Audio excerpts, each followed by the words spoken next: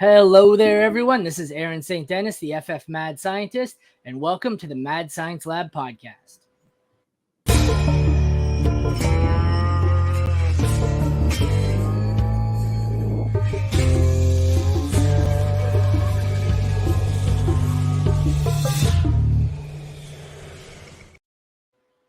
First podcast of the day, and we're off to a good start. I remembered my name, and I remembered the title of my own show. All That's right, a good start. playing with house money now. Today we're here for my tiers, and to do some best ball quarterback, we have Coach Craig. Coach, thanks for joining me. Appreciate you having me on. First of all, I'm definitely interested, even like in this process, best ball and everything. I've just started going through some rankings the other day since we were planning this out. So it's kind of interesting just to see going forward. Yeah, was it League Winners, I think I was in the other day, and they said, Hmm. we're bringing on Coach Craig as our best ball guy. And I'm going, perfect. I don't have anyone who knows anything about best ball on my pod. So you were right when I seen that, I sent you a message. Normally the people who are on, who do my best ball breakdowns, they're just normal fantasy players. And they're like, the only thing that changes is you assume Tyler Lockett's better. And that's the extent of my best ball knowledge. So Or Will Fuller back in the day. Oh, yeah, Will Fuller back in the day. You want to take a second, tell everyone where they can find you? Yeah. So first of all, you can find me on Twitter. My tags down here at Coach Craig Sport This on the End Didn't Fit. You can find me on YouTube, Coach Craig Sports. So on my channel, I mainly do DFS content throughout the year, NFL, MLB, NBA, USFL, XFL. I'm like the only one still doing snap counts for USFL at this point in time. So that's a little bit of a grind. That's something I've been doing pretty much every day, 3 hours per game and everything else like that, tracking who all's playing on whatnot. Then at the FF League Winners, for the website, still new there. Haven't read anything yet. Probably do a little bit of best ball sleeper article eventually here once I get a little bit of time here, hopefully this weekend. Doing a little bit of writing over there, betting, DFS, and best ball. Best ball is probably the third on that list out of all those three things, but it kind of all encompassing there. Probably try to get a little bit more into best ball this year, see where we can find some advantages. I've done it a little bit in the past here and there. Nothing too major, but when you're looking at these quarterbacks, could be an interesting discussion point just in general today. So you specialize in the things I don't do at all. I don't do DFS at all. Single dad, I do not have the money to be playing DFS. I don't gamble all that much. And best ball, I don't think I have a whole bunch of best ball leagues, but they were like the FC Eliminator and charity things, because I've played in a few leagues where I've tried to start up my own best ball league, and I find by about week 2, the lack of action, I'm just like, fuck it, I don't even care. I don't care. I need the action. I need the constant trading and waiver wire work. I'm like a hyper active manager, and best ball I'm like, nope, this is not for me. This is, I had a hockey league like that, and they called it the lazy man's league, and I'm way too hyper for that shit. So. Well, it's definitely a little bit of a mixture of both. I like it just because I do so much content on the other side. So like I draft these leagues and then I don't have to worry about it. And then I still got my home leagues and stuff like that where I'm pretty active in waivers and everything else like that, Fair enough. All righty, let's get right into it. Our first quarterback is Josh Allen. Excuse me. So I think that in general, the top three that we'll be talking about, or the three that will end up in this category in elite, is going to be pretty simple there. Josh Allen, not too much to say there. Him, Patrick Mahomes, and then I'll throw Jalen Hurts up there too as well. Let's get right through that. Yeah. Not too much to say about these guys. Patrick Mahomes, Josh Allen's pretty much Josh Allen at this point. And then obviously what we've seen out of Jalen Hurts has been really good for fantasy. Even when you're looking at consistency, all these guys pretty much have it. So not too worried about that from a best ball perspective. If I have the ability to grab one of these three, I'm definitely willing to do it in best ball. And then we're just trying to pair a decent quarterback too behind that for kind of in the fill in weeks here and there. I feel like I'd like to have an elite to great bridge here, and that's where I'd put Hurts. I think he's very capable of being elite. I'd like to see one more season of it before I anoint him with the other two, though. Like last year was the first year they really had all those weapons. I just want one season to see if defenses, sometimes defenses are able to adjust to a new offense, and that offense falls flat the next year. I don't think that's going to happen, but I'd like one more season. I'd love to have him Hurts right here in this bridge, but I can't argue the elite. It will be Uh, interesting to see how that offense adjusts without Shane Steichen around too, because they yeah, really took a big leap forward when he did a lot more of the play that calling too. last season. Yeah, they lost a lot of players too, a lot of veterans. All right, moving on to the not so elite Jacoby Brissett. Brissett, like I didn't even have listed on mine because I don't think he's going to start over No, I think Sam Howell. it's But what is this 30? I think it's the top 30 by DLF ADP is what I yeah, I think I posted. see Sam Howell's picture there too. So He is. He's right in the middle here next to yeah, Herbert. But but I'll put Jacoby Brissett in below average. He had a pretty decent year last year. He was actually better than Deshaun Watson for most efficiency metrics. The Browns might have been better off just playing him the last part of the season either way. that's But true. he's a solid backup, very solid low end starter for like best ball formats. He doesn't have those really flashy performances every once in a while. He had, I think, one last year that was pretty good. There was one a couple years ago. I'm a Texans fan. He threw 3 or 4 touchdowns and 300 yards against us. It's like if you Jacoby Brissett, some of his best games in his career have been against the Texans. I think he's only got one loss against the Texans in like 4 career starts. His first career start did come against the Texans back with the Patriots too. Yeah, I'm not sure he's a best ball target. He's probably better off in a seasonal league where he's on waivers and you have to pick him up as a bye week replacement. Much more valuable there than in best ball. Joe Burrow. Yeah, so I got Joe Burrow in the great tier. I mean, he just doesn't have like the extra rushing upside, especially post ACL, to get quite in the elite. But he's still a very good, very consistent performer. He's got the good weapons around him. Hopefully, that offensive line's even better this year with Orlando Brown there too as well. Yeah, I love him. Derek Carr.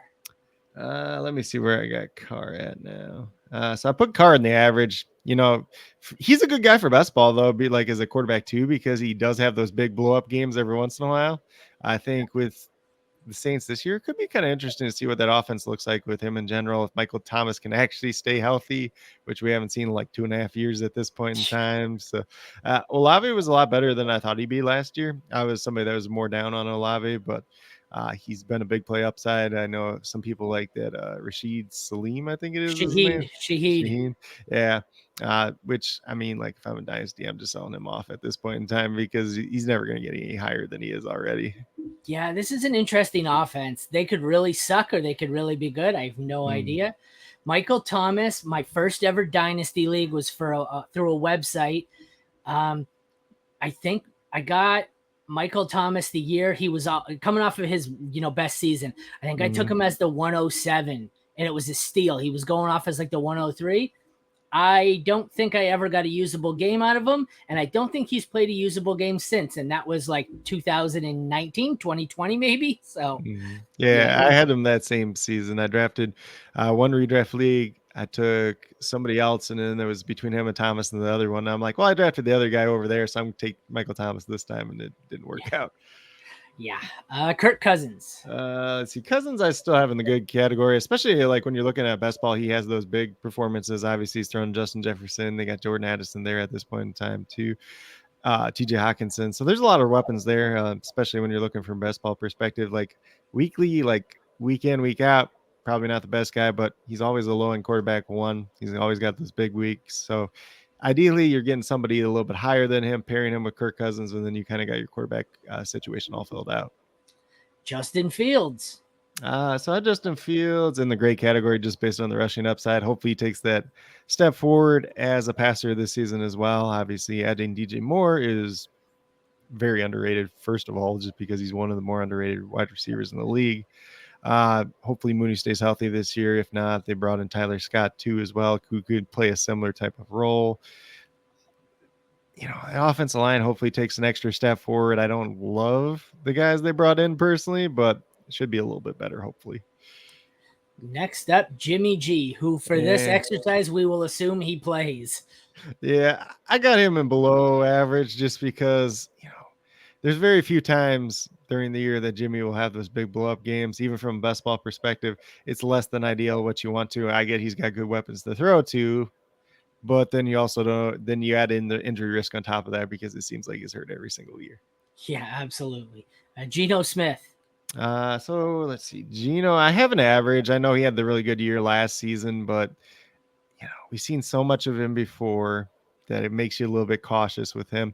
Got good weapons around him. If he's like your low end quarterback too, especially if you're drafting best ball, I see some upside there, but I don't want to put him in a good category at this point in time myself.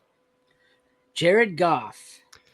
So Goff, I do have in the good category. I still think the production he put up last year, first of all, and the thing with Jared Goff, is when he has that protection, he has been a good quarterback, and the Lions have a good offensive line. They got weapons around him, so he should be able to do a little bit of something. And then even from best ball perspective, he's still going to have those big weeks. All righty. Justin Herbert. So Herbert, I have in the great category. He's never really gotten to that elite for me. I really want him to get there because he was a guy that I was pretty big on coming out of college. Obviously has been really good, but you always have those kind of down games out of him too. Yeah, hopefully the injury will help him recover a bit and he'll be a little better this year, but I understand that. The other Washington quarterback, Sam Howell. So I really like Sam Howell coming out of college. I still got to put him in below average at this point in time. He's only made one career start. I think he could be good in this offense. He's like his start was pretty good. If you're playing best ball too, like if you're drafting 3 quarterbacks and you want to just throw him on there as your third quarterback, could be some upside to be had there. Yeah, absolutely. I don't mind it. I only had him in one league, and I think I was getting ready to drop him in that last game of the season. He looked decent, and I said, you know what? I think I'm just going to hold him, and I just kept holding him. So Lamar Jackson. I don't understand why Howell fell to the 5th round. That's beyond me, but I don't either. When we get over Sorry, I didn't think he was a first rounder, but I thought he was in that range with the rest of the third rounders. I don't understand why he fell to the 5th. It makes no sense. And a lot of it with him, it was just his mechanics and like planting his back leg because he'd sail a bunch of throws where he'd get off his back leg. And that was just kind of the problem. And I don't know. He played well enough without, the guys that he did lose the season before where, Javonte Williams, Michael Carter, Daz Newsome, Diami Brown, like all these big weapons, he lost them all and he still played pretty well, and a terrible offensive line that year. But that's a whole nother story for a different day. For Lamar Jackson, I still have him in the great category just because of the rushing upside. The injuries have been there. Hopefully adding all these other weapons on offense helps him out a little bit too. It'll be interesting to see what Todd Monken does with the offense. I believe that's who's the offensive coordinator now. Yeah, from Georgia. He's used a lot of different ways of building out some of these offenses. So could be very interesting to see how it all plays out. But, there is the high end of upside Lamar Jackson if he stays healthy. If this offense starts clicking, you can maybe back to that like MVP type of season. Yeah, there's definitely the upside there. And he has more spike weeks than most quarterbacks. Daniel Jones. So let's see. After Daniel Jones in the average, I think in best ball, maybe he's a little bit better just because you can get the good weeks out of him. You never quite know when they're going to be with him. He still has that rushing upside. Hopefully adding some playmakers helped him out with Darren Waller. Hyatt could be pretty good as a vertical threat, at least replacing Darius Slayton. At the very least, he could probably catch the ball because Slayton can't do that at all. So, the curious case of Trey Lance. Let's see. I have Lance in below average at this point in time. I would not be surprised if he's the starter week 1. I like the rushing upside. I think he's still like a lot of people just hate on him at this point in time because they traded up for him because he's only made so many starts, but he hasn't been bad. Like in last year, he played one start in the rain and then he played part of a game and got hurt. So we just don't know yet. I don't like him at all, but I just had an article published. It might have actually been published today for Player Profiler, and I have him as my week 1 starter. Not even based on talent. I just think Brock Purdy, there's no chance he's healthy for week 1. And despite what they say, they're not starting Sam Darnold. They put way too much investment into him. He's starting week 1. Trevor Lawrence. Well, and at the very least with Lance, you got to kind of showcase him off to try to even be able to trade him. Yeah. If you really think Purdy's the guy, which I don't know at this point, but he's cheap. Yeah. Trevor Lawrence, I have in the good category at this point in time. Decent weapons around him. Showed pretty good flashes in year number 2. So I can't say too much else there. I don't think he's in great or elite. Maybe bumps up to great at some point this season if he continues to kind of grow on his game. You're lower on Lawrence than most people, I think. I was lower on him coming out, to be fair. I've been lower on him. I think he's fine. He's just not this generational. I hate the word generational when it comes to Yeah. quarterbacks. Anyways, like Yep. personally, I think there's been two generational quarterbacks since way Yeah. back when. It was John Peyton Elway and Peyton Manning. Manning. Yeah. I Exactly. don't even I don't even consider like Andrew Luck generational, which No. most people will, but Every year there's a generational player, and it's like, do we even know what the word means anymore? So, hmm. Will Levis. So Will Levis, I put him in below average, I think. Let's see. Yeah. Yeah, that sounds fair. I'm not the biggest fan of his game. We'll see how many games he actually starts this year. I mean, in best ball, if you're taking him as like a quarterback 3 way late, there's some upside there. He can run the ball. He's got the big arm, but who knows what he is at the NFL level. The training camp pilots have been kind of hit or miss so far, apparently. Jordan Love. So I got Jordan Love below average as well. We just haven't Yeah. seen that much out of him at this point. I still have I some think he's question marks about the atmosphere around or supporting cast around him. I'm a big proponent of Christian Watson, but Aaron Jones is getting up there in age. AJ Dillon hasn't really taken that step forward. They don't really have. Well, I guess they have the 2 rookie tight ends, so we'll see what they end up being. That offensive line, Bakhtiari, how many games is he going to play? How many snaps in each game is he even going to be able to play? It's just a lot that could possibly go wrong for him, and a lot of pressure with trying to replace Aaron Rodgers. Yeah, I'm that situation is not looking good. I don't like it at all. And Mac Jones. I'll say I really didn't like Jordan Love coming out either. No, me neither. Because the one good year he had is when everything was scripted for him and it was first read and the guy was just wide open every time. And then the next year he tried to make plays after his head coach left, who was the play caller, and he just couldn't do anything. Yeah, I'm not real high on him. Mac Jones. So Mac Jones, I have below average. I like Mac Jones the person. I like Mac Jones the player, but as a fantasy asset, he's kind of boring and he's not really giving you upside, especially for best ball. 3 attempts in a game. Yeah, there's not a whole lot of upside there. Baker. Sorry, go ahead. Even with Mac Jones, is like you're not going to get many weeks that's going to get more than 2 touchdowns like ever. So no, yeah, they're really rare. Baker. As much as it kills me, I guess I put Baker in bad. Are you a Browns fan? No, I like Baker a decent amount coming out. I think he had a lot of unwarranted criticism, but it's just like, I don't know. Like maybe, but like in best ball, if he's your quarterback 3, and like there's a path to paying off with Tampa Bay. Like I wouldn't be shocked if he comes out and has a decent year, but he's not guaranteed anything at this point. No, honestly. no, Kyle Trask is bad, but that's another story for a different day. Alrighty, Kyler Murray, someone I'm not a huge fan of. I'm not a big Kyler Murray fan either. Technically, he's like in this weird average to below average for me at this point in time, especially coming off the ACL, because we're looking at this at like a 1-year thing. It's like, how much is he even going to play this year? And if they just suck and they're like halfway through the year, they're probably not even going to play him. Yeah. So for best ball, he's like a guy I wouldn't even consider drafting. So where do you want him? I guess we'll put him in average just because he does have the rushing upside, but like, I don't know. Like, I'm just not there. Yeah, me neither. I'm out on him this year. Kenny Pickett. So Pickett, I put him below average. We haven't seen many big performances out of him, although he did get better throughout the year. He should be better this year. That offensive line is going to take a big step up with adding. I always mix up the first name of Jones. I always want to call him Braxton Jones, but that's the guy that Broderick Jones. Yeah, Braxton's the one on the Bears. I always mix those two up, but I like both of them quite a bit as prospects. They got him. They brought in Nate Herbig. They brought in Isaac Seumalo to solidify their guard spots, probably moving James Daniel over to center. So they have a halfway decent line at this point in time. Najee Harris should be healthy. You would hope. Yeah.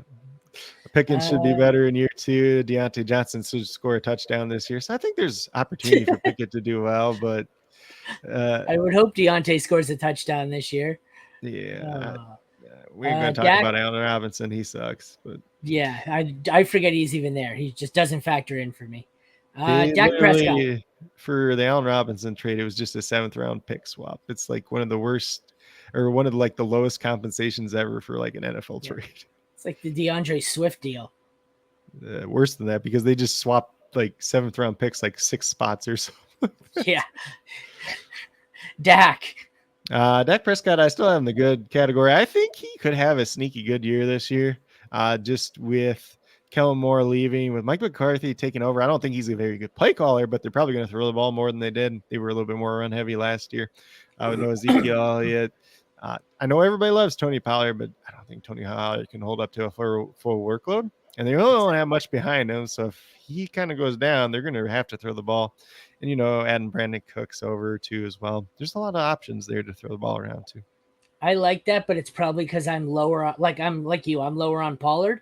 I do not think he's going to hold up to that workload. So I agree very much. I might have even. Oh no, you're right. I think I would have him if there was a great to good bridge tier. I think I would have him there. I think he's better than good, but not great. Yeah, he's probably towards like the top of the good tier for me. Yeah, So he's probably quarterback like 8-ish. Yeah. Brock Purdy. Brock Purdy. I'm just not a Brock Purdy guy. Never been. I watched him at Iowa State for a long time, or a decent amount of time. I'll say that he was better.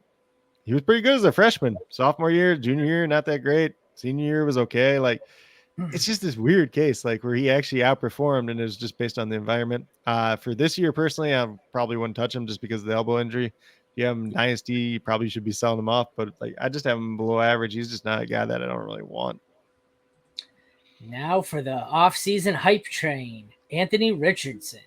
So Richardson's a difficult one. A lot of this is going to depend on if he starts week 1 too. Yeah. If he starts week 1 and he has that rushing upside, I have him in the average tier. If he doesn't, then he's kind of in the below average tier, which I'm just kind of throwing all the rookies in at this point in time just because they're unproven, questionable fantasy upside. But if he's starting week 1, I do have him in average because of the rushing upside that could be there. Yeah, I definitely think he has more best ball appeal than any of the other rookies, but who knows if he's even going to start.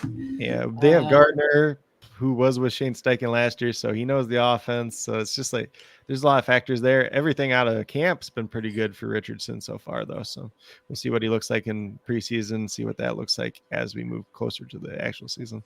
Desmond Ridder. Ridder I have in the bad tier. He's a guy that I would not want at all for best ball. He does have a little bit of rushing upside, but they're going to try to probably ground and pound once again this year. Obviously, adding Bijan probably doesn't help that. I don't think you get much upside from Ridder at all. I thought his accuracy issues were pretty big coming out of college. So he's just like, yeah, like not even as a quarterback 3, I'm not even drafting him. I think there's a chance that he even gets beat out by Taylor Heineke at some point in time too. Oh, Lord. Aaron Rodgers. So Rodgers, I still have in the good tier. Going over to the Jets, should have decent talent around him. Big fan of Garrett Wilson. So I think that should be a good opportunity for him. Might be his one last good season. We'll see how that all shakes out, though. Matt Stafford. So Stafford's like the toughest one for me. So I have Stafford in good. I think he's a very big sleeper at this point in time. And when my article comes out, where I'm going to look a couple, like one player per position, Stafford's going to be a guy that's up there. Obviously, the injuries were a pretty big deal for him last year and the Rams team as a whole. But having him, Cooper Kupp, a better offensive line or a healthier offensive line at the very least, because they lost, Noteboom had ACL surgery. Bruss had ACL surgery. He was a rookie they picked last year. They had Steve Avila, who I wasn't as high on, but should be at least an improvement over some of the guys they were playing last year. I think there's lots of upside, especially in best ball for Stafford. As long as he stays healthy, he's going to have those big boom weeks for you. So he's like a perfect quarterback too to have in best ball. All right. Next up, we've got the other 2 rookies, Stroud and Young. Yeah, so I put both of them in below average. Just they got to prove it at this point in time. For Bryce Young personally, I don't love the weapons around him. As much as some people like Jonathan Mingo, I wasn't a big fan of him. I had day 3 grade on him. He never stayed healthy at Ole Miss, never produced till his senior year. Adam Thielen's 33 years old at this point in time. Like DJ Chark had one big season, but people also forget that big season was based on like 4 games really. So I think DJ Chark could be interesting in best ball, but he never stays healthy at the same time. It just depends on where his ADP goes. Stroud, I'm a Texans fan, like I think I mentioned earlier. I do like it for the future. I think the offensive line could be good enough, but the weapons around him still big question mark. We have Tua. So most people that I'm close to know that I am not a big Tua person. I'll put him in the good category. I think there's still major injury concerns for him. But the weapons around him definitely help boost him up quite a bit. I think he's great if he stays healthy, but I don't think he stays healthy. Moving, Moving, he's a good best ball guy though too, just because yeah, like he does have those big touchdown 50 weeks. point weeks. But if I'm drafting him, it's like I need to draft 3 quarterbacks. Then at Yeah. that point, Ryan Tannehill. Tannehill, I put him below average. Like I don't know if and how long he holds on to the job in Tennessee. I think if there's like a major quarterback injury, he's going to be traded. I wouldn't be like I'm kind of surprised like somebody hasn't traded for him already. If we're being Yeah. completely honest, I think maybe if Tampa Bay gets to the point where they're like, we don't really want to start Baker or Trask, maybe they trade for him. But cap space is a little bit of issue there at that point. Bill Cosby. I mean, Deshaun Watson. Yeah, so I have Watson in average at this point in time. He's been really good in the past, but then he didn't play for 2 years, and when he came back last year, he looked pretty bad. So, it really just depends on what Deshaun Watson you get. It's going to be a pretty decent team around him. I know they had Elijah Moore, who a lot of people like, but they also got Cedric Tillman, who I like better than Elijah Moore. So, And to finish it out, Russell Wilson. oh, Russell Wilson. I put Russell Wilson in average just because last year was so bad that we have to kind of see it. Sean Payton coming in should help. They got plenty of offensive weapons there. Be interesting to see which wide receiver they actually end up trading. I like the Marvin Mims addition quite a bit though, because that's a guy that should pair very well with Russell Wilson in general. Now the fun part for me to do a recap and see how many of these headshots I can remember. So his elite tier is Mahomes, Hurts, and Allen. Great, we have Burrow, Fields, Lamar, and Herbert. Good, we have Cousins, Goff, Lawrence, Dak, Rodgers, Tua, and Stafford. Average, we have Carr, Geno, Daniel Jones, Kyler, Deshaun, and Russell Wilson. Below average, we have Brissett, Jimmy G, Howell, Levis, Lance, Mac Jones, Tannehill, Pickett, Purdy, Jordan Love, Anthony Richardson, Stroud, and Young. And the bad tier, we have Desmond Ridder and Baker Mayfield. There are a lot of below average quarterbacks this year. It's kind of a lot of young guys and a lot of low upside guys or low ceiling guys. Yeah, it's kind of a rough year. I really think I'm going to be passing on the late round quarterback and drafting earlier than ever before. And I mean, like, from like a best ball perspective, I want to get like one of the top 3 guys if I can, and then I want to pair them with somebody that has some pretty good upside, even if you're pairing with like a Dak Prescott, a Matthew Stafford, somebody like that, or somebody in that average tier or above. Really not trying to get down to the below average tier. I mean, if I'm getting into like a situation where I'm drafting 3 quarterbacks, maybe I take chance on like Trey Lance at the end there. I think the only guy that I had written down that we didn't have a headshot of was Kyle Trask, who I threw in the bad tier as well, though. Yeah. Can I put him below the bad going top tier? 36 in ADP, so I didn't have him. But I put him below that bad tier, even if we can do that. You want to take another chance here? Tell everyone where they can find you. Yeah. So first of all, thank you for letting me come on. It was a fun time. First of all, if people aren't subscribed to your channel already, feel free to do that because I'm doing some very good work here, bringing on a lot of great guests just in general. You can find me over on Twitter at Coach Craig Sport. You can find me on YouTube at Coach Craig Sports. Like I said, pretty much every DFS content over there. Probably be doing a little bit more for fantasy football once again this year. Doing the writing over at FF League Winners when it comes to a little bit of best ball, some betting, some DFS. The DFS stuff should be weekly once we get around to it. Best ball be here and there as we get into the season and everything like that. Personally, for me, I don't like drafting too far ahead of the season, but try to get some articles out there. There's a lot of good sleepers out there at this point in time when we're looking at ADP and everything else like that. We'll do one other plug here too, just another site that I recently did a little bit of partnership with is Parlay Play. Betting cards and everything else like that. If you're interested in that, 100% first match deposit up to $100. Use promo code Coach Craig over there. I know for league winners, they do promo code for underdog too. Not sure exactly what that promo code is off the top of my head, though. Got to figure that out when I throw it into my article and everything else like that. But that's pretty much what I got at this point. Definitely do appreciate you having me on once again, though. Alrighty, thank you for joining me. This has been My Tiers with Coach Craig. Today we did best ball quarterbacks. This has been the Mad Science Lab podcast. Thanks for joining, everyone.